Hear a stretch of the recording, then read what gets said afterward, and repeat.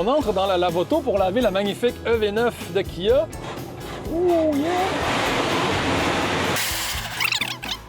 On s'en va rencontrer David Huot de l'Auberge de Jeunesse.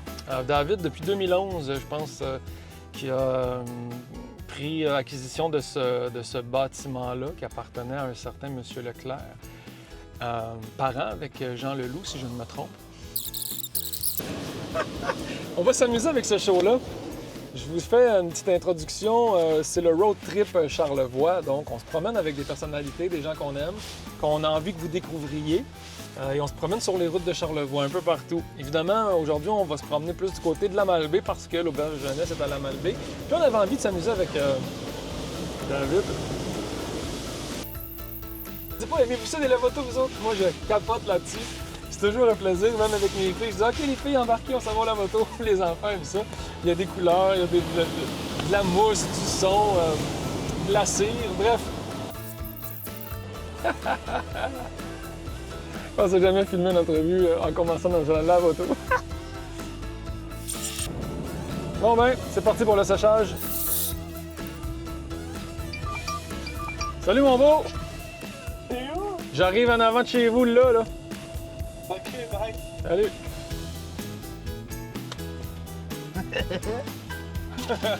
Salut! Salut. Salut du Hot! Bienvenue Enchanté. dans le EV9 de Kia pour le Kia? road trip. Ben, c'est le premier VUS électrique, fait qu'on s'est dit, on va faire un show dedans. On le trouvait cool. On roule vert, fait que tu sais, c'est pas dramatique. C'est avec à rouler. le concept. C'est avec le concept de l'auberge. Je t'explique un peu le concept avant qu'on parte. On va à des places que t'aimes, donc tu me diras 2-3 places si tu veux qu'on aille.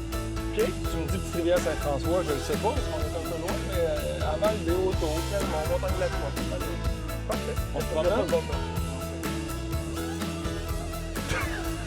Mais tu sais, mal à l'aise. mais tu sais que dans... Non, mais on va... Non, mais écoute, c'est un road trip. Fait que Ben oui. tu sais que dans Charlevoix, si je ne me trompe pas, il y a un truc avec les églises. Il y a un vote qui avait été passé par le comté de Charlevoix pour pas qu'il y ait de bord de danseurs. Comme à l'époque, il n'y avait pas d'alcool, Charlevoix avait décidé d'être une truc sèche. Tu sais, Charlevoix a toujours voulu être en développement durable, vert... Respectueux. Oui, c'est pour ça que je pense que c'était Forestville le premier bar de danse. Écoute, moi j'ai l'habitude, souvent j'ai 2 huskies, donc je me promène souvent. Normalement, je vise des endroits qui n'ont pas beaucoup de voitures. OK. Dans mes endroits préférés, On va s'attacher. j'aime beaucoup aller c'est en haut à la Croix. Ouais. J'aime beaucoup aller au quai ici ou le quai de Pointe-au-Pic. J'ai toujours aimé aussi le vieux Malbaie, là, avec les rues pentues. Là, je trouve que ça a vraiment un cachet. Après ça, évidemment, Pointe-au-Pic est magnifique. Marina de Cap-à-Lègue. Je sais pas le nombre de rencontres que j'ai faites là. Chaque fois, j'ai des points sensibles à discuter avec des partenaires ou des amis. À l'époque, j'aimais beaucoup faire ça au quai Tu vas à Marina? À au quai Cap-à-Lègue? de Cap-à-Lègue. Ah, Ouais, on se pourquoi? prend les tables. Ben, T'es-tu c'est d'accord? comme impossible de chicaner, là. Fait que c'est un bel endroit pour avoir une ambiance relaxe, pour aborder des sujets qui sont parfois plus délicats. Ouais, moi aussi, j'aime ça sortir des bureaux. On va laisser passer, monsieur. Exactement. J'aime ça. Oui, il nous laisse passer. c'est Il gentil. sait qu'on est en Il sait entrevue qu'on est en télévisée, direct. c'est pour ça qu'il laisse passer. ça. Moi aussi, j'aime ça, sortir Ouais. ailleurs, dans un endroit heureux, pour éviter que le conflit reste comme Ouais. administratif. C'est ça, il faut que je chicane quelqu'un, puis tu le rencontres à l'Arbre Fou. Je dis ça parce que c'est fermé. Ça se peut que le décor porte un peu plus à l'opposition qu'à le fait qu'on Ouais, s'entende. tu je comprends? comprends. Un autre endroit que j'aime beaucoup aller aussi, c'est Jardin Lila, Terrasse Cap-à-Lègue. Je fais une rencontre là. Ouais. En général, ça règle les affaires assez vite là-bas. À côté de nos bureaux, on est chanceux. On a comme une petite terrasse. Oui. Fait qu'on va souvent Ouais. là jaser. C'est le fun. Tu sais, ça Anciennement le détend. marché, là. Anciennement, le marché. Tu sais, juste, mais vraiment à côté de nos bureaux, là, il y a un grand espace là, parce qu'il y a eu un feu, je pense, qui a détruit le bâtiment qui était là, si je me trompe pas. Fait que, bref. David Huot, écoute, on va parler de ton auberge de jeunesse, évidemment. La secousse maintenant. On va en parler peut-être de cette transition-là. Ça me fait plaisir. Qu'est-ce qui vous Je a suis là pour ça. amené... Je l'ai dit en début d'émission, tu es un gars qui a fait rapidement des voyages. Tu t'es promené beaucoup assez jeune. Ouais, mais c'est pas que j'ai fait tant de voyages. Le monde qui dit, j'ai visité 38 pays. Moi, en général, c'est que quand je vais en voyage, c'est plus qu'une semaine et j'ai eu la chance de séjourner dans d'autres pays. Que... Donc, quand tu séjournes, tu trouves un emploi, tu trouves un appartement. Bon, tu te rencontres une copine là-bas, tu crées des liens. Donc, quand tu es en voyage et tu sais que tu repars, tu t'attaches pas, tu restes des conversations plus en surface. Mhm. Et donc, j'ai un peu vécu les deux. Je trouve que c'est deux expériences totalement différentes. Puis moi, ma richesse vient pas du nombre de pays. Je viens du fait que j'ai eu la chance de séjourner dans d'autres pays et de vraiment apprendre toute la culture. Parce que pour apprendre la culture d'un pays, si tu travailles pas, t'as tout perdu ce lien-là. Où t'es allé que t'es resté le plus longtemps? J'ai habité 6 mois au Mexique, j'ai habité 2 ans en France, j'ai habité 6 mois à Calgary et j'ai été 4 ans à Ottawa. T'es né où? À Saint-Jérôme. En 84. En 84. Hein? J'ai eu 40 ans cet été. Oui! Ouais, c'est pour ça que je m'en vais à Vegas là, en fin de semaine. Pourquoi Vegas? C'est pour ça, parce que je ne savais pas. C'est mon frère et ma soeur qui ont décidé ça. OK. Une C'est un cadeau. surprise. C'était une OK. surprise jusqu'à 3 semaines avant que je parte. C'était une surprise. Mais écoute, c'est rendu tellement compliqué voyager en aéroport, tout ça. Il a fallu qu'il déplace un billet d'avion. Puis pour ça, j'avais pas le choix de confirmer moi cet aspect-là. OK. Fait que c'est sûr, là, j'ai pas eu le choix de connaître la destination, mais le but, c'est jusqu'au départ que j'arrive les yeux bandés à l'aéroport et que je connaisse pas ma Mais destination. là, pourquoi tu l'as su? Parce qu'il y a eu un changement du vol d'avion, puis il fallait que t'avais pas personnellement le choix. que j'approuve. Genre, OK. il n'y avait comme pas le choix de moi de les contacter. OK. Fait que ils me l'ont dit vu que j'avais comme plus le choix. OK. Mais oui, c'est pas moi que je suis à la destination, mais je suis très content. Là. OK.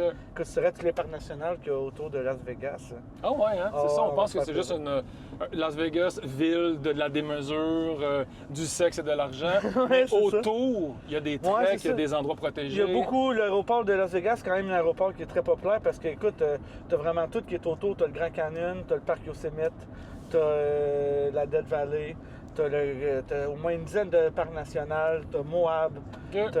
Entre Las Vegas et Denver, c'est vraiment là, une zone nature vraiment très touristique avec OK. beaucoup de parcs. Fait que c'est sûr, je suis pas un gambler, mais je suis un joueur de poker. J'aime jouer au poker à l'occasion. Donc c'est sûr, je vais me faire OK. une ou deux soirées. Mais je suis beaucoup plus excité à l'idée d'aller profiter des parcs autour Ouais. que de passer une soirée à jouer au poker à Vegas. Mais je vais en profiter quand même, là. Pourquoi on aime ça jouer au poker puis gambler? Moi, c'est l'aspect un peu intellectuel de la chose. J'ai toujours aimé les jeux d'échecs, les jeux qui vont pas juste du hasard, qui vont demander, je sais pas, et je trouve que le poker remplit toutes ces Toutes conditions-là. les conditions. Mais c'est Puis, un des plus populaires, je pense. Ben oui, puis c'est le fait aussi, tu sais, le fameux mot work hard, play hard, de travailler Ah, dur. ouais. Il y avait un moment donné, quand tu as une entreprise et que tu as des employés, un gouvernement, des subventions, des COVID, des choses comme ça, à un moment donné, c'est plate à dire, mais écouter un film, ça te fait pas décrocher. Non. Ça te prend quelque chose de plus pour décrocher.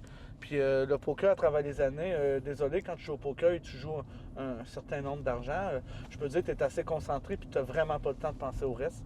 Donc, ça a vraiment un aspect thérapeutique pour moi quand je joue au poker. Le poker thérapeutique. Ouais, C'est excellent. c'est ça. Fait que, Dis-moi, après ça, on a plein de questions là-dedans un peu crinquées qui t'amènent un peu n'importe où. On va en piger une bientôt, mais j'ai envie de te demander dès le début, tu l'as déjà dit, probablement qu'en ondes à la télévision, on en a déjà parlé, mais là, j'ai envie de te réentendre là-dessus. Puis peut-être même aller encore plus loin puis poser 2 questions en même temps. Pourquoi une auberge de jeunesse dans ta vie? Puis Ouais. aujourd'hui, referais-tu ce chemin-là? Oui. Mais commençons par le Oui, début. oui. Écoute, c'est un peu par défaut, mais ça a bien fait les choses. J'ai eu la chance, quand j'étais 2 ans en France, de vivre des expériences extraordinaires en auberge jeunesse. C'est là que j'ai découvert mes premières auberges jeunesse. OK. Donc, des échanges extraordinaires, magiques, qu'aujourd'hui, ces échanges-là me servent à tous les jours de ma vie. OK. Donc ça, pour moi, ça a été vraiment un coup de cœur. Fait que j'avais déjà une relation de proximité avec ce concept-là. OK. Je suis un gars qui a fait beaucoup d'expéditions de plein air dans ma vie. Je voyage pas vraiment les gros hôtels et tout ça. Je suis plus en région nature, donc des refuges, des campings, des petits jets autonomes en forêt, peu importe. C'est rendu très populaire, très à la mode. Il y a 25 ans, ça ne l'était pas, mais il y en avait quelques-uns. Et c'était encore plus extraordinaire parce qu'il y en avait moins. OK. Et la différence était plus, en 2000. était plus poussée. Ouais, Ouais. c'est ça. Fait que j'ai eu cette chance-là. Donc, moi, quand je suis venu à la Malbaie, au début, c'est que je voulais ouvrir. Ce qui m'est arrivé, c'était la pourvoirie domaine le Picbois qui était à vendre. Oui, Et du malheureusement. côté de Saint-Aimé-Notre-Dame-des-Monts. Exactement. Moi, au début, je voulais plus ouvrir un camp de plein air, puisque le plein air est vraiment mon point d'accès, mon point d'entrée de mon projet, c'était le plein air. Donc, je voulais plus ouvrir un camp de plein air au début. OK. C'était beaucoup trop cher pour ce qu'ils vendaient à l'époque. Là, il a OK. baissé son prix après, mais au début, c'était trop cher. OK. Donc, je suis arrivé avec une version un peu plus urbaine. Donc, au lieu de faire un projet en nature et emmener les gens en ville pour profiter des restos, des bars, des spectacles et de la vie plus animée en ville, j'ai décidé de faire l'inverse. Donc, avoir une auberge en ville, mais qui allait être un pont et un relais directement pour tout le territoire de plein air de Charlevoisie. Oui, parce que là, Charlevoix. c'est ça, ton lien avec le plein air a quand même eu lieu à travers l'auberge. Exactement, c'est au lieu de les prendre en charge en nature, je les prends en charge plutôt en ville. Puis c'est pour ça que à l'époque, avant le COVID, je développais beaucoup les forfaits plein air, desservir les parcs nationaux et que je cherchais vraiment à développer des forfaits et à faire visiter nos visiteurs autre chose que le casino et les croisières aux baleines, qui étaient 90% des excursions à Charlevoix à l'époque. Qui est une belle attraction, mais c'est le fun. On sent que c'est en train de se diversifier. Là. On voit que la randonnée, ça prend de l'ampleur, mais moi, quand je suis arrivé, les statistiques, c'était 90% des excursions, c'était le casino et les baleines. Donc, c'est très le fun. Mais je pense pas que c'est les plus grands atouts de Charlevoix. Quand on regarde les Low-Coudes, le parc des Hautes-Gorges, le parc des Grands Jardins, le Baie des Rochers, le Mont-Grand-Fond, on a vraiment des sites extraordinaires. Exact. Puis j'avais envie de les mettre en valeur. Donc, c'est pour ça que j'ai été dans une version plus urbaine. Et je réponds à ta question Auberge Jeunesse. Ben, c'est la ville avec le zonage et tout ça. Ils ont refusé de me donner le zonage hébergement touristique. Okay. Donc, c'est là que, en fouillant, j'ai vraiment une faille. Puis ça, c'est vraiment une histoire extraordinaire entre mon agent d'immeuble et les gens de la ville parce que tout le monde avait oublié que c'était là, que c'est comme moi, comme 30 ans après, puis que tout le monde était bouche bée. Parce que quand j'ai trouvé ça, j'ai dit, ben, je peux ouvrir mon auberge jeunesse parce que c'est communautaire. Okay. Puis là, la ville, à l'époque, ils ne voulaient toujours pas me le donner. Puis c'est là qu'en amenant la preuve, puis en amenant ma carte de membre HR, parce qu'ils m'ont dit... HR, ça c'est hôtel...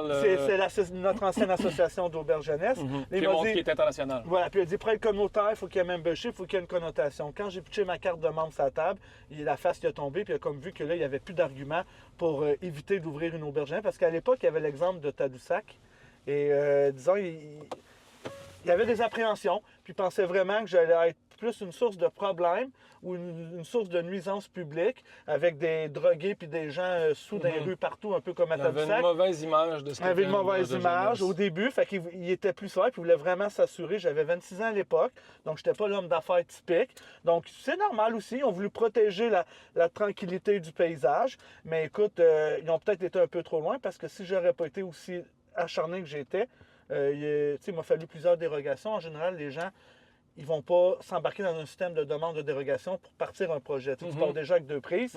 Donc, moi, j'ai été entêté, mais ça aurait été dommage que pour la peur de quelque chose qu'on ne connaît pas, parce qu'il n'y avait jamais eu d'auberge jeunesse à Malbaie, je pense que j'ai pu approuver tous les avantages j'en ai à la communauté dans les 10 dernières années avec l'auberge. 10 ans après, ils doivent avoir changé leur point de vue. Oui, c'est ça. Parce que tu as démontré que je trouve ça l'auberge est un plate lieu de rassemblement. Que si j'aurais pas été acharné puis que j'aurais pas eu, j'avais la chance d'avoir l'accusé d'entreprise. J'aurais été dommage qu'il passe à côté d'un projet aussi positif à cause de ça, mais c'est fait, c'est fait. Non, mais tu sais, je te répondrais. Mais j'ai passé par auberge jeunesse, donc j'ai pas le choix. Donc j'ai ouvert un auberge. Au lieu d'ouvrir une auberge de jeunesse, une auberge de plein air avec des dortoirs et tout ça, j'ai décidé de être un auberge jeunesse orientation plein air. Donc c'est vraiment dans toutes mes communications. Tu sais, peut-être que cette structure-là complexe t'a permis de mieux peaufiner ton truc puis trouver une voie qui finalement t'a servi à long terme.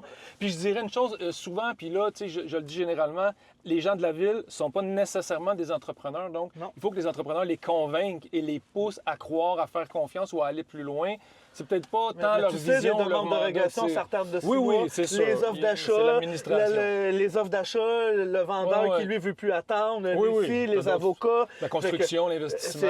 C'est tout le reste qui était une charge. Mais tu referais-tu ce... Oui, je referais différemment, mais c'est sûr, je referais la même chose. Mais tu te relancerais dans la création de notre jeunesse? Après 12 ans, je suis toujours aussi passionné de ce que je fais. Tu l'as dans le sang? Oui, je l'ai dans le sang. 12 ans, oui. En gros aussi, ce que j'ai envie de dire là-dessus, c'est que quand tu pars un projet, il faut éviter que ton projet soit trop fixe. Parce qu'après ça, il y a des imprévus comme ça. Puis si tu fais trop d'attentes, puis tu as un projet trop, après ça, tu vas être déçu de ton projet n'arrive pas.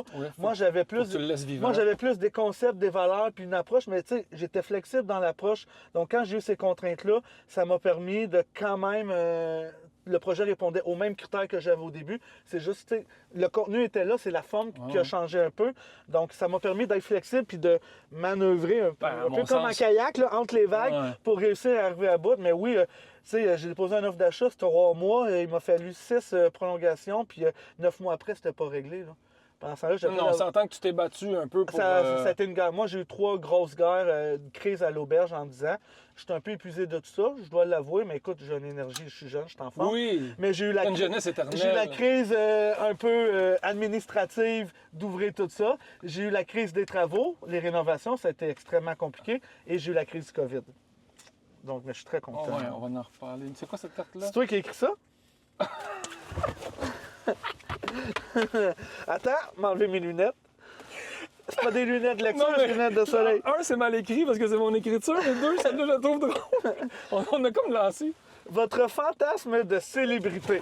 T'as pas le droit de dire Domingo. Dominga. Non. Ouais, je sais pas s'il y a un penchant. Pour commencer, je me considère pas comme une célébrité, donc... Non, mais dans les personne- célébrités qu'on connaît, ton Ah, fantasme. fantasme. Pour ça, je dis pas de Quand j'étais jeune ou maintenant? Bon, Mon ah, premier- ben vas-y, quand t'étais jeune, ça a changé. En vieillissant, on change de. Ben moi, au début, c'était Yasmine Bleat dans Malibu, Alerte à Malibu. Oh my god, je sais pas c'est qui. Ah, elle était Je vais belle, le trouver, je celle-là. vais le mettre en Moi, photo. Pamela Anderson, je voulais rien savoir, mais Ok. Yasmine Bleat, là, quand elle courait, Yasmine écoute, Bleat. j'avais 12-13 ans, j'écoutais Alerte à Malibu. Tu sais, tous les gars de mon âge, on a découvert un peu notre sexualité avec Alerte à Malibu. Ah oui.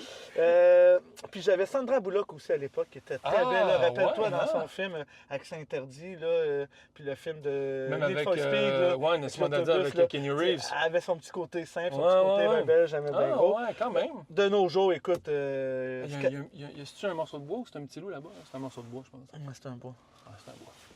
Excusez, on est, C'est pas un parce beluga. qu'on est à la marina de Cap-Aleg, on va débarquer, on va vous faire des belles photos. Puis sinon, aujourd'hui, Aujourd'hui, Scarlett Johansson. là, on a la même, je pense, ouais. Il y a Lindsay Owen aussi, là. Lindsay, tu sais, elle a joué dans... Ouais, que j'aime ça. Elle a joué dans un film, elle m'a trouvé. Pas Adrienne, Adélanine, en tout cas. Hey, la langue, mais il y a Camille Duvaudrichon qui se fout de ma gueule. Mais puis là, elle joue en ce moment dans un film Plus jamais, genre. Ah, ça me dit- Lindsay, quelque chose. Mais pas la chanteuse qui est maintenant Non, elle est, toxicoman, Lohan. non, elle est comédienne, puis elle Mais ça, sort c'est avec, toi. Mais là, moi, en ce moment, c'est Scarlett Johansson. Ouais, Ok. je trouve que... Ouais, ouais, moi, on s'en fout. En fait, Elle pourquoi je Berry, cherche à ça? une époque, Elle Berry était... Ali Berry? Ouais, Elle, là, ça dépend comment tu Ouais, prends. ouais, Ali Berry. Elle aussi, je trouve Elle joue que- dans Monster, genre dans un truc de fou, une scène de Ouais, vidéo avec, ouais, hey, ça, hein? Avec, je me rappelle même de l'acteur, là. Puis si t'étais une célébrité, tu voudrais ressembler à qui? C'est pas dans la question, mais j'avais le goût de faire Ressembler physiquement, j'ai vraiment aucun standard là-dessus, mais en termes de célébrité, pour moi, une fois que tu accèdes à une influence, ça vient avec une responsabilité et une mission. Donc, j'aime beaucoup, pas nécessairement les artistes qui vont prendre position politiquement, mais qui vont s'impliquer dans leur communauté puis qui vont faire du bien. Donc, je pense à Keanu Reeves. Je pense qu'il y a des acteurs qui sont reconnus pour vraiment Ouais, être proche, simple et être proche de leur monde. Ouais. Puis, vraiment, moi, en tout cas, si j'aimerais être une célébrité, ce serait une célébrité comme ça. Je suis pas le genre de gars qui va s'acheter un yacht à 20 millions puis qui va... Fait que non, moi, ce serait plus être une célébrité qui se rappelle qui l'a emmené là. à la base. On prend quelques photos? Eh ben oui.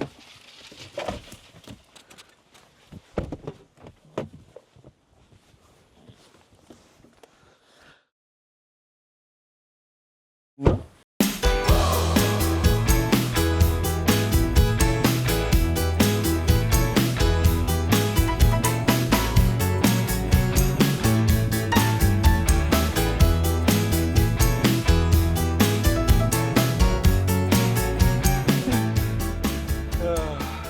Bon, tiens, on va commencer avec une carte pour le fun, puis on va se relancer.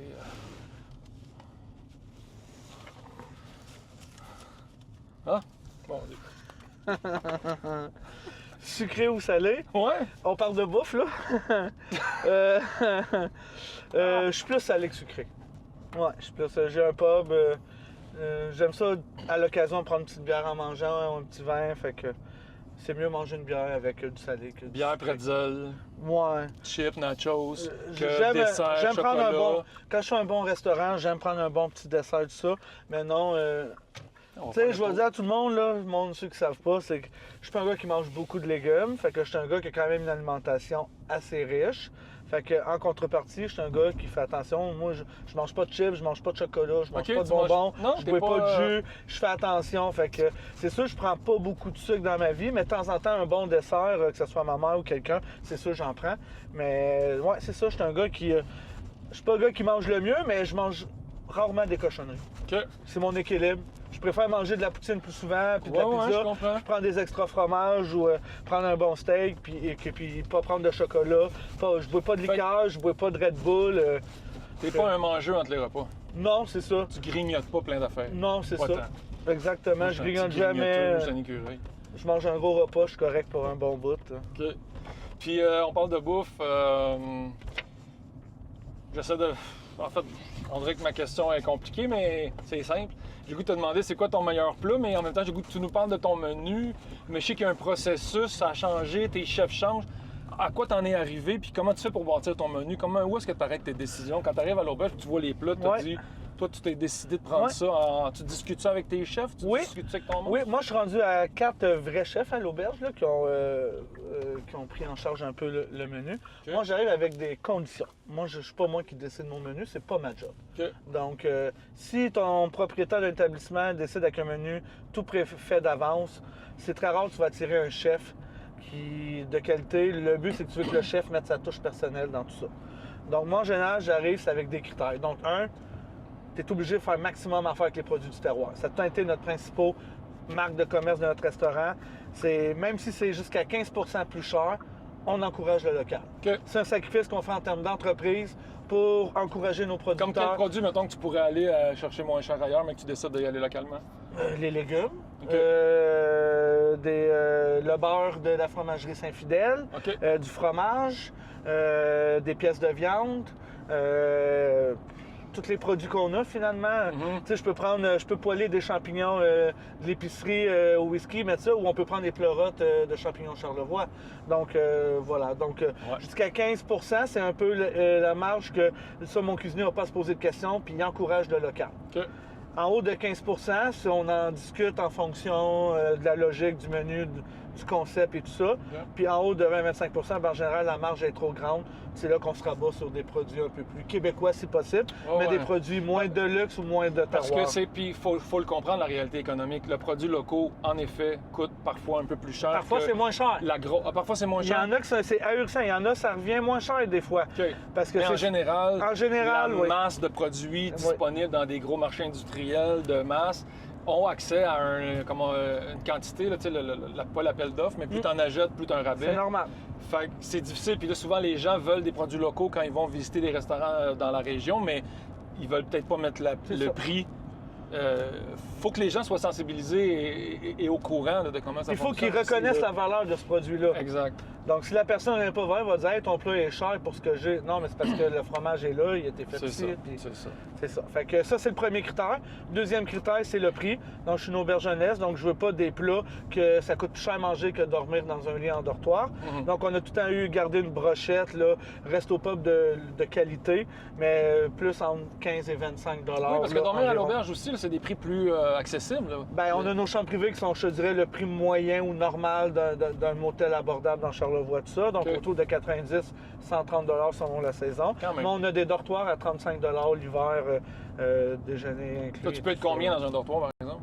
On a un dortoir 12 lits, on a 2 dortoirs de 6 lits et 2 dortoirs 4 lits. En général, les gens, ils apprennent à se connaître, ils vivent ensemble, il y a une belle convivialité. Oui, c'est ahurissant. Moi, je connais des gens qui, au début, disaient « Ah, je vais un dortoir tout seul ».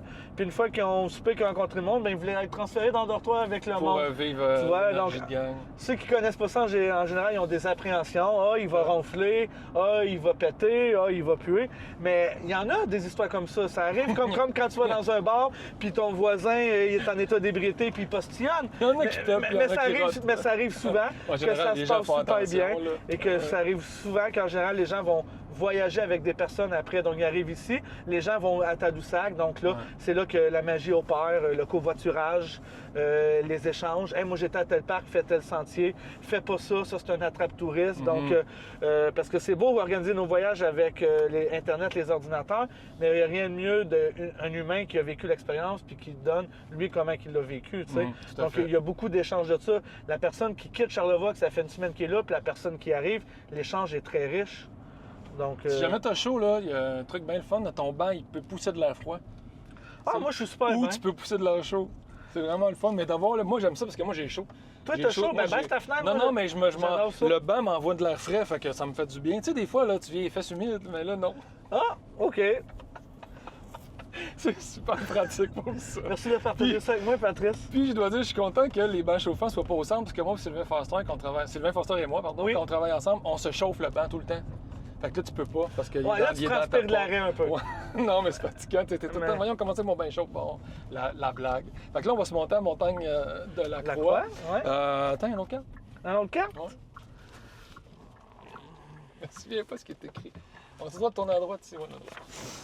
Oh, une longue!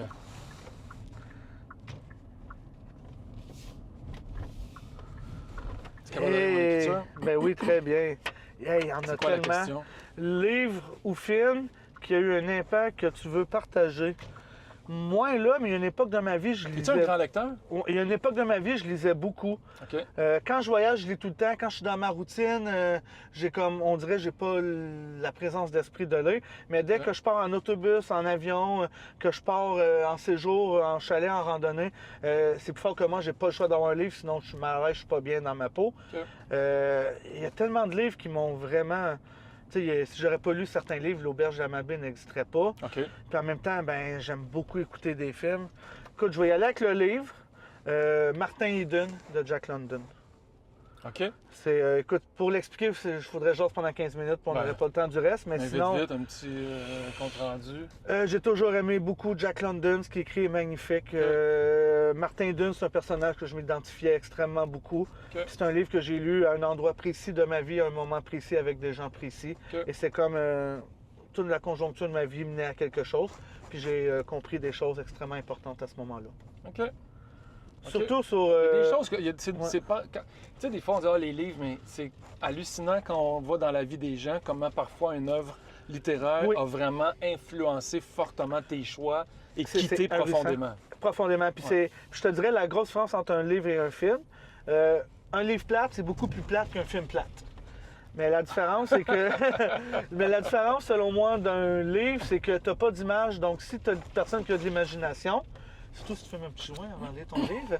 Mais si jamais C'est légal, ça, c'est Oui, dit? exactement. On a le Fait droit que, maintenant de le dire. si jamais, surtout que quand je dis je lis, c'est que je conduis pas, donc c'est encore plus légal. Donc, mais le fait de lire un livre, je trouve, le fait qu'il n'y ait pas d'image, ça te permet de toi créer Ouais. tes images. Donc, c'est à l'infini.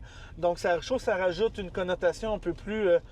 Un film, malgré toutes les choses qu'ils ont, il y a une limite à ce que tu peux Ben, c'est créer. pour ça avec que des images. souvent on est déçu de l'adaptation cinématographique d'une Pas tout œuvre le temps, littéraire. mais des pas fois, tout le temps, oui, mais ouais. des fois parce qu'on s'est fait un Exactement. monde incroyable, puis on se dit, hé, que le film n'a pas été aussi loin qu'est-ce que moi, mon imagination m'a. Écoute, Exactement. David, on arrive à Montagne-la-Croix. Tu viens-tu ici des fois aussi parler avec des personnes pour. Parler, non. alimenter, À une époque, ou, je venais souvent avec mes chiens. C'est un endroit que je fais visiter de temps en temps quand j'ai des nouveaux employés. OK. Je fais toujours une tournée faire visiter la Malbaie. Donc, j'aime beaucoup ce point-là parce que ça leur permet de voir la ville au complet. Puis d'ici, on voit l'auberge aussi. Donc, Ah, ben oui. ça leur permet de situer l'auberge dans le Ben, centre-ville. c'est une vue sur la ville qui est Exactement. quand même, Fait que c'est un endroit, en général, quand j'accueille un employé, là, peut-être pas un saisonnier 4 mois, là, mais un employé qui risque d'être important pour l'auberge, en général, on vient ici, on se prend une petite bière sans alcool ou une nano IPA à 2%, parce que j'aime pas trop boire quand je conduis. Donc, J'aime pas trop, non. non, mais tu sais, une petite bière, Non, mais je comprends. une petite bière, souper, je conduis, mais je veux dire, c'est quelque Tout à chose, fait. je fais extrêmement attention. Donc, mais oui, en général, on vient prendre un petit drink ou Ok. juste le fait de 20 minutes, puis je les emmène visiter la Marna. Fait qu'on on Oui, est comme parce en train de que- faire la tournée que je fais quand j'ai un nouvel employé, je leur fais visiter Ben, la d'ailleurs, ville. tu as des. Parce que là, tu dis montrer la ville, mais c'est que tu as des employés qui viennent de l'extérieur du Québec. Oui, j'ai en ce moment, j'ai un Marocain qui est débarqué depuis un mois. On reçoit beaucoup de PV6 français. On a eu des Mexicains, on a eu des Belges. Donc, c'est des gens qui, souvent, c'est la première fois qu'ils viennent au Canada, que c'est la première fois qu'ils viennent dans Charlevoix et première fois à la Malbaie. Donc, tu fais pas juste hey, la job, ça, fais ça. Non, Donc, il y a un encadrement Oui, supplémentaire. exactement. Il faut les emmener au gym, leur montrer les pharmacies, aller avec eux à la bibliothèque parce qu'ils n'ont pas de preuve de résidence pour qu'ils puissent ouvrir des comptes, les accompagner pour qu'ils ouvrent leur compte de banque parce qu'ils n'ont pas de preuve d'adresse. Ils habitent à l'auberge, donc ils n'ont pas vraiment de trucs à leur nom. Donc, si moi je confirme. Donc, oui, c'est un processus. Quand il dit que les ressources humaines, c'est compliqué, c'est sûr le fait d'engager des gens qui n'habitent pas la ville, ça rajoute une autre couche parce que en plus des initiés puis leur former l'emploi, il faut un peu tout transmettre nos connaissances de la ville. Il faut s'assurer qu'ils sont bien dans cette ville-là. Ouais. Parce que moi, Ils désolé. vont s'en aller. Ben oui, après 3 semaines. Tu sais, si ça prend 2-3 semaines de former un employé, tu veux savoir avant s'il est à l'aise. Donc, en général, quand j'ai un employé qui embarque ici, ça prend, avant 2-3 jours, je le forme pas, on commence pas le travail. Je lui laisse 2-3 jours pour vraiment qu'il regarde, puis au moins qu'il puisse me répondre à ce qu'il se voit vivre ici un certain temps. Parce que ça arrive, si on va trop vite, après 300, personne dit, ah, ben là, je m'ennuie de la ville, il n'y a pas beaucoup de célibataires ici, il n'y a pas de bar, il n'y a pas de discothèque, il n'y a pas de concert. Tinder, il n'y a rien. J'ai 43 filles de Montréal, je m'en vais à Montréal. Donc, Puis là, en ce moment, ça fait quand même un petit bout que les gens qui sont avec toi sont là, je me trompe-tu? Oussine, ça fait un mois, il vient juste de débarquer. OK. Donc, ça se passe super bien. Je suis très, OK. très, très content. Après ça, j'ai eu tous mes PV6 qui étaient là cet été. Je pense que j'en avais 5 cet été. OK. Là, ils sont partis parce que la saison est terminée.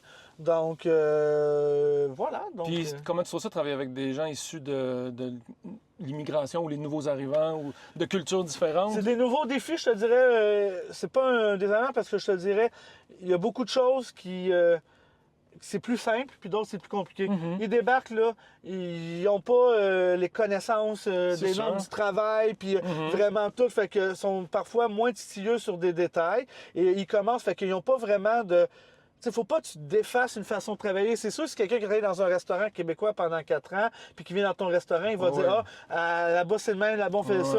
Lui, il débarque. Lui, tout ce qu'il demande, c'est apprendre comment ça se passe ici. Donner son meilleur. Il ne veut pas reproduire comment ça se passe au Maroc. T'aimes ça, ici. cette rencontre-là? Oui, c'est très enrichissant, les différences culturelles. Donc, envoyer une lettre, c'est niaiseux. Parce que c'est pas tous les employeurs qui sont à l'aise. Fait que tu dirais quoi, mettons, à un employeur qui dit moi, j'ai pas encore eu l'occasion, peut-être, ou la chance, ou j'ai pas provoqué cette Donnez-vous rencontre. l'énergie, la peine de les aider dans leur adaptation culturelle à la vie et à l'emploi. Puis si c'est une bonne personne, à quelque part, ça va te revenir. C'est plate à dire, mais quand tu as des souhaits d'immigration comme ça, tu as souvent des contrats de travail 2-3 ans. Donc, c'est une façon de stabiliser tes employés. Sinon, c'est quasiment rendu impossible en 2024, dans l'hébergement et la restauration, de trouver une façon de fidéliser ton employé sur 2-3 ans. Si tu as un permis de travail fermé, ben tu sais qu'il n'ira pas travailler chez le voisin pour une pièce de l'heure de plus, ou dès qu'il y a quoi qui ne fait pas son affaire, qu'il va aller ailleurs, il y a un permis de travail fermé. D'un autre côté, nous, ça nous donne la responsabilité en termes d'employeur de ne pas en abuser. De lui donner des belles conditions. Exactement. Donc, c'est vraiment, je trouve, un équilibre. Et quand ces gens-là partent d'autres pays et qui débarquent ici, s'il semble que ça se fait dans le respect et la justice, souvent, moi, on me dit on ne veut pas de faveur ou de parti pris. Okay. On veut vraiment être traité comme les autres. Fait que s'ils ressentent ça, je pense qu'à quelque part, tu crées un lien de confiance. En fait, ils veulent créer un endroit de normalité le plus possible où ils sont juste bien, ils ne sentent pas qu'il y a une pression supplémentaire ou un chouchoutage de trop. Ils ne veulent pas, face à leurs collègues de travail, de sentir qu'ils sont à part. Fait que c'est ce qui fait que... Tu sais, c'est sûr, sur le court terme, ça rajoute beaucoup à l'insertion à l'emploi, mais je pense que sur le moyen long terme, ça peut être très positif si tu réussis à trouver un candidat qui répond à tous les critères de l'emploi. On va voir la belle vue de la ville de la Melbourne. Oui.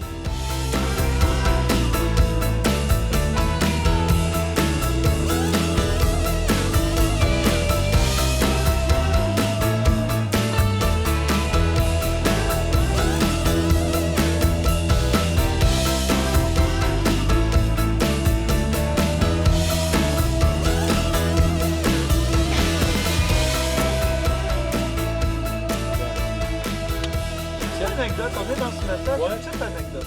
Quand je suis arrivé il y a 12 ans, je vraiment cherchais tous les endroits où marcher avec mon chien, puis je venais ici. Puis la première fois, je regardais les noms sur des cimetières. Puis ça m'avait fait rire parce que c'était Harvey.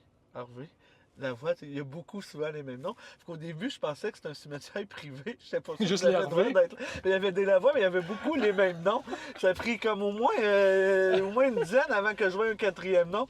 Puis là, je me posais la question un jour, si jamais il y a un UA, tu sais, je sais être le seul UA de la Malbaie, ça. Y en a-tu d'autres? T'as-tu regardé? Non, j'en ai jamais trouvé, mais tu vois, regarde, check les Harvey, là, c'est 2 Harvey. J'avais porté attention, c'est gagné, donc c'est beaucoup les mêmes noms qui revenaient. Que je trouvais ça drôle. Tu sais, moi, j'arrivais de la ville, je trouve que ça fait différent. Maltais. C'est juste une petite anecdote qui m'avait fait rire. Mais on l'a pas dit, mais pourquoi Charlevoix? Plein air, c'est la région idéale. Okay. C'est une région que tu connaissais? Oui, je connaissais. Je suis venu faire la traversée de Charlevoix en vélo de montagne. Je pense que j'avais avoir 14 ans à l'époque. Okay. Je suis venu 2 fois faire des excursions en kayak. La traversée de Charlevoix en vélo de montagne, ça se fait, ça? À l'époque, oui, ça se faisait. OK. Ça se fait peut-être encore, mais je pense que ça se fait encore en vélo de montagne, à faire ce qu'ils te font. Mais je me pose même la question si à l'époque... on l'avait dit qu'on l'avait faite. Okay. Donc, mais tu sais, c'était une époque où on était un peu plus jeune, un peu plus rebelle. Ben oui. Fait que, mais je m'en rappelle pas, mais oui, on l'avait faite. Faut que la jeunesse se fasse. Bon, je te pose une autre carte, parce que j'aime ça les cartes. J'adore ça, ces petites cartes-là. Puis après ça, on va jaser de l'auberge encore. Parce que ceux qui connaissent pas l'auberge... Ce que le monde ne savent pas, là, c'est que Charlevoix, on est vraiment, honnêtement, là, de façon objective, on est une des plus belles destinations de plein air au monde. Ah. On a de la vraie neige l'hiver. Complètement. On a un vrai été, je veux dire, il fait chaud l'été, on peut se baigner, même si c'est froid, mais on peut se baigner. Ouais. On a des montagnes, on a le fleuve, on a des rivières, on a On est vraiment... allé tout. au New Hampshire, Ouais. qui a des montagnes extraordinaires. Il y a une vie... Moi, j'ai tout le temps scenery, Ouais, mais l'horizon de paysage est magnifique. Mais il n'y a pas de fleuve. Mais il n'y a pas le fleuve, mais C'est aussi, ça. c'est que c'est sûr parce que les montagnes sont comme doublement plus grandes que Charlevoix. Mais quand on est arrivé au retour, on a vu la même ligne de montagne, puis on a dit, on n'a rien envie à personne. Puis même quelqu'un qui connaît, ah oui, on va, là on est juste à 14 km/h dans le petit sentier du cimetière, mais on va s'attacher, on va reprendre la ville Merci, bientôt. Papa Pat. Puis je pense que tout le monde qui connaisse les montagnes, parce que la vue, c'est juste que si tu analyses les montagnes, tu dis, OK, ils sont pas si hautes, mais le paysage visuel est incroyable. T'as beau avoir la l'accès. montagne plus haute, mais si autour, il y a des villes puis il n'y a rien. Non, c'est ça. Puis ils sont Nous- pas accessibles, difficiles de monter. Ici, là, il y a un truc, c'est vraiment agréable d'être aussi près de ces montagnes-là, puis d'être capable d'y aller, sans que ça demande trop de complexité. J'ai d'effort. eu la chance de faire la traversée du Massif central, qui est un long sentier de randonnée en France. OK. Et peu importe la vue qu'on avait au sommet, on voyait soit des lignes hydroélectriques, soit un village, soit une route. Tu montes en haut de l'acropole, puis si tu vas au troisième sommet, tu regardes en arrière. C'est sauvage. C'est à perte de vue. Le Mont Donc, Élie. cette vue-là, il n'y a pas juste la hauteur qui peut être le fun en montagne. Malade. C'est cette chance-là de voir des paysages sauvages à l'infini sans aucune trace humaine. Ouais. C'est là que ça porte à plein de choses. Tu sais, Ouais. ton esprit peut divaguer si tu en rappelles. Mais en tout cas, c'est ça, c'est juste ça que j'avais envie Oui, de une région partager. incroyable. Une région incroyable. Un moment clé de ta vie qui a changé ton parcours. Ça peut être dramatique, Oui, mais ça peut non, être heureux. Mais tu sais, non. c'est que souvent, ça a une référence dramatique. On a des moments où on a perdu des gens, ou...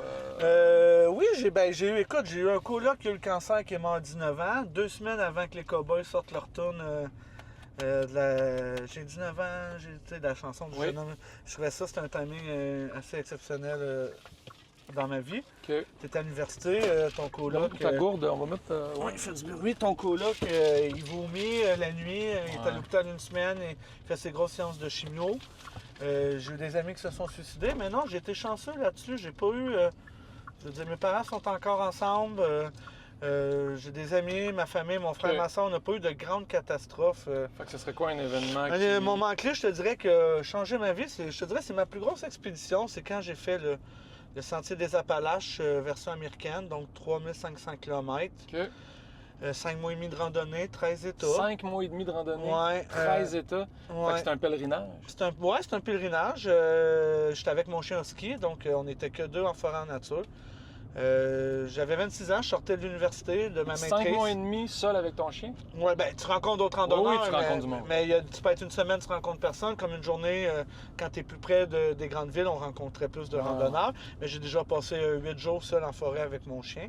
Donc, c'est des moments extraordinaires. Puis, ben, moi, à l'époque, tu sais, j'avais des commanditaires, j'avais un blog. Donc, tu sais, c'était Ok. un autre niveau. Fait que pourquoi, qu'est-ce qui a été le plus c'est là- nourrissant ou difficile ou qui a fait que ça t'a changé? La nature, donc le fait d'habiter en nature, au début, tu as cette relation-là un peu d'opposition ou de tu rentres, mais arrive un moment donné où tu fais partie de la nature. Ok. Et là, tous tes instincts, en tout cas, c'est quelque chose d'extraordinaire que j'ai eu la chance de vivre. Ok. Après ça, c'est pas Internet, pas d'ordi, pas rien pendant 6 mois. Donc, tu as le temps de réfléchir. C'est là que mon projet que j'ai ouvert à la En ici, mijoté. c'est là. S'il n'y aurait pas eu de Sentier des Appalaches, il n'y aurait pas d'auberge de jeunesse à la Malbaie. Donc, Ça m'a prend un fait- recul des fois sur sa Exactement. vie, sur les choses. J'ai tout pris les grosses décisions de ma vie. Je veux-tu vivre en région et aller en vacances en ville, habiter à ville en vacances en région? Quelle est la façon d'utiliser mon plein potentiel? Est-ce que c'est travailler pour un autre patron, travailler pour le gouvernement, être travailleur autonome, ouvrir mon entreprise? Mhm. Est-ce que je veux travailler 6 mois ici, trouver un autre, parce que pour moi le voyage est très important à l'ailleurs. Mhm. J'ai plutôt décidé d'ouvrir quelque chose à l'année et d'emmener le voyage chez moi. OK. Donc, parce qu'il y a plusieurs façons de voyager. Hein? Moi, quand quelqu'un débarque à l'auberge puis qu'il dit qu'il vient de l'Autriche puis qu'il se met à me parler de son pays, pour moi, c'est une façon de voyager. Ouais, oui. Donc, la rencontre est un voyage. Exactement, si t'es Pas s'il y a attentif. une grande phrase qui le dit. Donc, c'était quoi la question? Ouais, c'est ça. Donc, Moment clé, mon moment expédition clé. en 2011 du Sentier des Appalaches. OK. Ça m'a permis de vraiment me connaître, moi, mes limites et qui je suis vraiment. Ça m'a permis de vraiment comprendre tout ce que la nature peut apporter dans ma vie. Et ça m'a permis de faire le ménage dans ma vie et de prendre des décisions éclairées. C'est ce qui fait que quand je suis débarqué pour ouvrir le projet de l'auberge ici, malgré les dérogations, malgré les embûches, malgré tout le monde qui disait que j'allais me casser la gueule, En général, j'étais comme un dauphin dans l'eau. Tout m'effleurait le dos, il n'y a rien. À cause j'ai fait le sentier. Si j'aurais été dans le système, parce que pendant 6 mois, il faut se t'as dire... une personnalité comme ça. Oui, T'es pas quelqu'un qui pleure sur ton sort. non, mais ce voyage-là a fait que je suis devenu cette personnalité-là. OK. Je n'étais pas un gars qui pleurait nécessairement avant, mais ça m'a permis vraiment de réaffirmer ça en moi. OK. Et faut se le dire, si j'aurais été, quand tu fais un sentier de 6 mois, ça, tu sors du système. Donc, tu n'écoutes pas la télé, tu n'as pas de nouvelles. Là-bas, l'argent, ça vaut rien. Là. À part allumer ton feu quand il fait froid, l'argent dans le bois, ça sert à rien. Donc, à un moment donné, j'étais déconnecté du système. Fait que quand je suis arrivé, le système, il m'a rentré dedans, mais je le sentais pas. Si j'aurais été quelqu'un qui arriverait de l'école ou j'aurais travaillé 2 ans dans un jouirais, je vous garantis que le système m'aurait broyé. Puis Mais je n'aurais pas ouvert l'auberge à l'époque. Mais t'étais peut-être pas fait aussi pour travailler dans un système, tu sais, dans le système, justement. T'es un gars un peu en marge, Oui, mais puis t'aimes t'as ça pas le créer choix, tes faut opportunités. quand même... Désolé, mais quand l'inspecteur de la registre d'alcool, le ministère du Revenu débarque chez vous, essaie de dire que tu habites en marge, vois ce qu'il va te répondre. Ouais. Donc, t'as comme pas le choix, Non. là, donc... On s'entend que la société, c'est un jeu de société auquel on joue toutes. oui. Mais il y en a qui vont respecter les règles, puis il y en a d'autres qui vont essayer d'en créer des nouvelles. Ouais, de pour rendre s'amuser le jeu un peu, plus pour intéressant. rendre le jeu plus Il y en a c'est pour intéressant. tricher, mais il y en a Il y en a pour se renchérir soi-même. Ouais, moi, c'est Chacun ça. son- Chacun. Mais en général, t'es quelqu'un qui est t'es-tu solide ou tu tombes-tu dans des dépressions faciles? Tu te fâches-tu facile ou t'es assez stable? Tu sens que Ouais, tu te laisses pas atteindre par les choses ou tu te laisses atteindre mais t'es capable d'y répondre?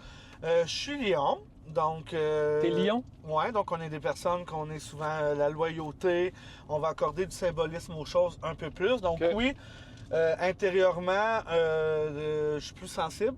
OK. Je veux dire, moi, je suis une personne qui a vraiment un contact humain, puis j'aime beaucoup les gens en général. Fait que quand les gens sont méchants avec moi ou jaloux, peu importe, oui, ça m'affecte. Mais justement, vu que je sais que je suis comme ça, j'ai développé mes outils avec le temps pour me protéger de tout Fait que ça. ça te fait vibrer, ça te shake émotivement, mais t'es capable de rester en En peu contrôle. de temps, je reviens, Puis exactement. t'es capable de rebondir. Exactement. Ça te donne une force peut-être. Exactement. Le sentier, encore une fois, m'a beaucoup amené à ça parce que Ok. quand tu fais 5 mois de randonnée dans une forêt, ben, si Seul. tu pognes 2 jours de pluie, puis que tu es dans la boîte, puis que tu es ensanglanté parce que ta peau est tellement mouillée que tu sais que ça va vraiment pas bien, ben, à un moment donné, tu peux pas chialer après personne, c'est la météo. Donc, à un moment donné, T'as dû l'aimer, t'apprends- chien, là? Oui, t'as tout compris. Tu apprends à te concentrer sur les choses que tu contrôles, puis ce que tu contrôles pas, apprendre à le laisser aller. Puis la méchanceté des autres et la jalousie ou l'orgueil des autres, quand ils sont méchants avec moi, ben si j'ai pas le contrôle dessus, s'il y a quelque chose que j'aurais pu faire différemment pour éviter ça, là oui, je vais peut-être le faire tourner plus. Mais si c'est juste quelqu'un qui est chaud, qui n'est pas heureux dans sa vie ou tout ça, ben ça me passe ça me fait ni queue ni tête. Ok. Puis tant pis. Donc, non, et honnêtement, avec tous les défis que j'ai vécu à l'auberge et tout ça, je dirais que je suis une personne assez bien ancrée. C'est peut-être l'avantage d'avoir fait des expéditions comme ça, puis d'avoir fait des études. Quand ton projet est ancré sur des valeurs et des principes, c'est plus facile de t'ébranler parce que peu importe ce qui arrive, tu peux toujours te rattacher à ça. On parle de l'éco-responsabilité, l'implication dans la communauté. Donc, ça te ramène. Toutes des valeurs de ton auberge. Ça te permet d'éviter de te perdre. C'est sûr, si le seul objectif que tu as ton entreprise, c'est de faire de l'argent puis de devenir riche, ça se peut que tu sois influençable puis que tu sois plus affecté par tous et tout. Parce que tu l'as mentionné, les valeurs sont importantes. Je pense qu'ils reflètent bien ce que tu as essayé d'inculquer à l'auberge, d'insuffler, d'inculquer. Parce que c'est une auberge où tu as pris des décisions de développement durable pour asseoir l'auberge dans un environnement sain qui correspond aussi à Charlevoix. Peut-être tu peux en parler un peu des décisions que tu as prises. Puis là, en terminant, on va aller aussi sur... moi, je suis sur une zone où il n'y a pas de stop, il n'y a pas de lumière rouge. Je suis breaké, puis je te jase. Puis on fait une entrevue, puis on jase. Puis je veux savoir aussi l'auberge aujourd'hui. C'est Sylvain. Salut! On est en enregistrement d'une émission en direct en ce moment. Et on te salue, Sylvain Hervé. Salut Sylvain, merci pour ton travail. On t'a pas vu, mais écoute, on t'a salué. Puis je veux savoir aussi qu'est-ce qui se passe à l'auberge en ce moment, puis c'est quoi l'expérience de l'auberge pour les gens qui le savent pas. Parce que ceux qui le savent, ils y vont, puis ils le savent, mais ceux qui le savent pas... Bien, il y a ceux qui viennent aussi, puis qui viennent au restaurant, mais qui n'ont jamais dormi aussi. Donc, la majorité des locaux, des Malbaisants qui ont dormi, qui viennent manger à l'auberge, n'ont pas vécu l'expérience d'hébergement. Non. En gros, pour ceux qui n'ont jamais vécu un auberge jeunesse, il n'y a pas de limite d'âge. Oui, c'est moins cher, mais c'est pas le seul critère. C'est que le but, c'est de favoriser les rencontres. Donc, au lieu d'avoir une chambre de motel avec ta télé, puis tout ça, ben, le but, c'est des espaces communautaires. OK. Donc, il y a vraiment une magie qui opère. Des fois, elle n'opère pas parce que tout le monde sont devant leur cellulaire. Mais oui, en général, une ou deux personnes, le foyer extérieur. Puis en général, tous les gens qui rentrent à l'auberge disent « Ah, on sent comme chez nous ». Donc, c'est un bon côté. Des fois, c'est un problème. Donc, on a des gens qui se permettent trop chez eux. Donc des fois, il faut les ramener à l'ordre. Okay. Ouais, t'es comme à la maison. Mais c'est parce qu'ils sont bien. Mais tu peux pas vapoter en dedans. Ah, est-ce que j'ai justement pensé que j'étais chez nous? J'avais mes pieds sur la tête, pas de bas. Puis... T'as tout compris. Donc, des fois, c'est sûr qu'il y a des gens qui sont vraiment à la maison. Okay. Mais écoute, pour moi, c'est juste... ça me fait plaisir de les appeler dans ce temps-là. Pour moi, c'est un signe qu'ils se sentent bien. Puis sinon, parce que là, il y a plein d'affaires à dire. Là, le développement durable, juste rapidement, des choix que tu as pris pour... C'est ça. C'est que quand tu as une entreprise, à un moment donné, tu as des choix à faire. Puis éventuellement, si tu veux être un leader ou tu as des valeurs, c'est beau de le faire.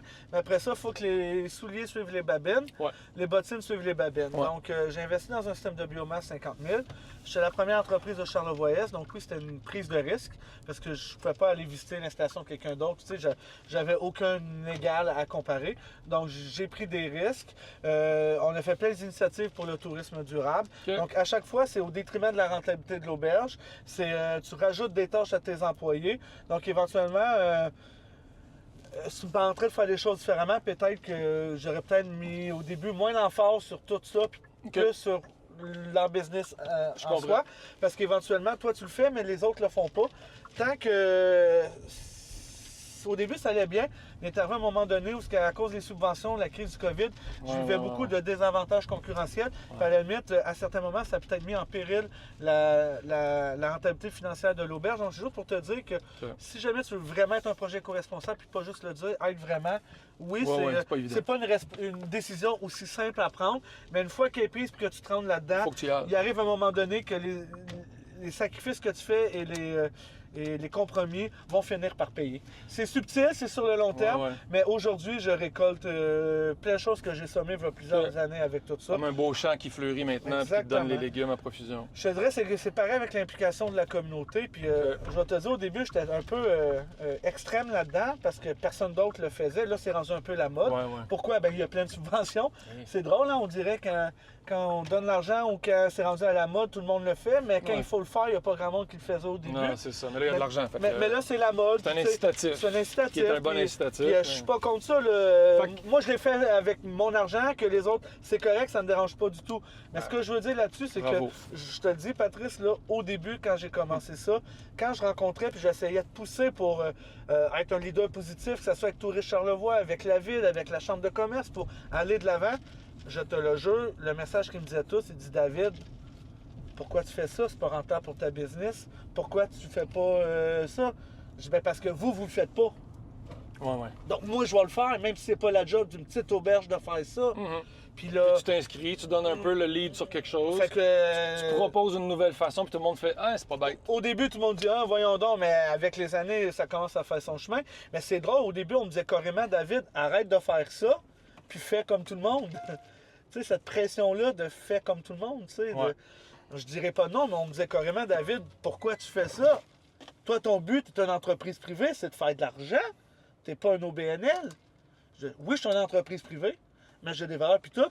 Puis dans le futur, il va falloir que les entreprises privées commencent à jouer cette responsabilité-là. Sinon, on n'y arrivera pas. C'est pas les multinationales qui vont le faire. Mais le message est lancé! Puis rapidement, on se quitte parce que là, j'imagine que ça fait le temps de l'émission. J'ai hâte de voir cette première avec toi. 80 bières et plus de microbrasserie, c'est assez hallucinant quand tu rouvres tes frigidaires. On adore ça. Puis même au niveau des sans-alcool, moi, je trouve mon pied ici. Oui, c'est vraiment à la mode. Je te dirais, les marges ont vraiment augmenté là-dedans. De plus en plus, les micros se lancent dans les bières microbrasseries sans alcool. On a des IPA, on a des bières sûres, on a des blanches houblonnées sans alcool. C'est sûr, ça permet une blonde là, sans alcool. Budweiser, c'est pas bon. Là, tu sais.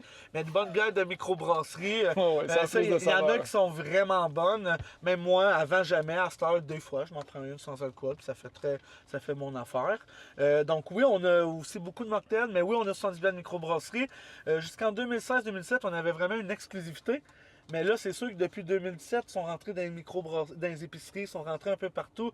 Donc, il y a des livraisons. Moi, à l'époque, j'allais chercher mes bières un peu partout au Québec parce que j'étais le seul qui en avait ici. Même les dépanneurs n'en avaient pas.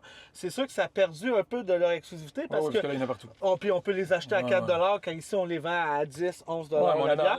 Mais c'est pas pareil. Oui, c'est ça. Mais à l'époque, j'étais la référence. J'étais quasiment un dépanneur de bière de microbrasserie. Mais c'est sûr que là, plus qu'il y en a d'indépendants, plus que les gens, donc plus les gens recherchent ça. Donc, c'est juste, le marché a évolué. Puis un super beau menu. Exactement. Fish and chips, des poutines, des pizzas. Là, les pizzas, moi, j'ai... salade aussi. Mais c'est l'été. C'est ça, j'étais déçu. On a une cuisine extérieure, fait que là, on dit pour tu penses-tu faire des pizzas l'hiver? Non. Non, je veux rien savoir.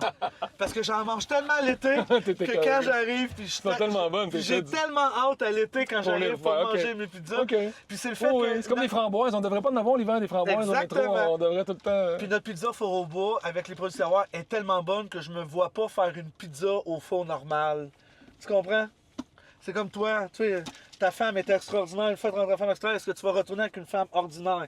Non. Ça marche pas. Non. C'est pour ça que l'hiver, je la mets de côté. Au printemps, je suis content de la retrouver. Donc la pizza, c'est l'été, c'est de juin à septembre. OK, parfait. C'est un must. C'est notre cuisine c'est le fun. Ça crée le désir. C'est comme ton barbecue. Est-ce que tu te fais du barbecue? Il y en a qui s'en font à l'année. Moi, je le sers. C'est le fun de faire barbecue. Mais c'est parce que je suis pas équipé chez nous pour le garder. Parce que si j'avais un endroit protégé, potentiellement que je le garderais sorti. Mais ça peut être la même chose qu'être l'été. Non, c'est pas la même affaire. Drink, en bobette, le monde joue dans le gazon, dans la piscine. Puis là, si tu te dépêches rentrer, sortir, faire cuire ton truc sur ton balcon, c'est un peu pareil, tu sais. Hey David, je suis vraiment content de cette run-là avec toi, de ce beau road trip. On a vu des belles petites places. Puis j'espère que les gens vont aller faire un tour chez vous. C'est la place. On a eu un lancement de François Kearney cette semaine, puis c'était de toute beauté. On a eu vraiment du fun. Là, c'est Merci. T'as mis 14 ans, puis on ferme pour 3 semaines. On réouvre le 27 Il y a un site web de toute façon? Exactement, puis on est là. Puis on est ouvert pour le temps des fêtes. Puis on a un beau menu, puis on a une belle formule pour les parties d'entreprise. Donc, si vous êtes une entreprise en Sherbrooke, vous voulez faire un party familial, à l'année aussi. La place. À l'année. Les formules d'entreprise, c'est tout le temps. On en a à l'année, mais c'est sûr, il y a tout le temps un peu plus dans le temps des fêtes. Oui, mais une entreprise qui voudrait venir faire un truc au mois d'avril, tu es capable de le réserver. On en a plein, on en fait plein, des soirées privées. Donc, voilà. On a environ une trentaine de soirées privées par année. Quand j'ai bâti mon projet, parce que c'est moi qui ai tout aménagé, qui a fait les plans de mon auberge. Le micro, il est rendu là. Ah. J'espère que le son va être bon, parce que t'es dans le mien, t'es dans le tien, t'es partout. Mais c'est ça, fait que... C'est sûr que quand j'ai construit l'auberge, pour moi, c'était important d'accueillir des groupes. J'ai comme bâti mon auberge sur le fait d'accueillir des groupes. Après ça, on accueille des particuliers, ça va. Mais en gros, j'en veux plus de groupes, puis plus qu'on a, plus que l'auberge est heureuse, est faite pour ça. Donc, ceux qui ont fait un événement de groupe ici, ils le savent, ils l'ont ressenti. La manière de s'aménager, c'est vraiment... Tout est parfait pour un groupe entre 30 et 50 personnes. C'est dit. Merci. Hey, merci, Pat. Toujours un plaisir. On se reparle. Un autre road trip, peut-être. Yes. Bye. Salut.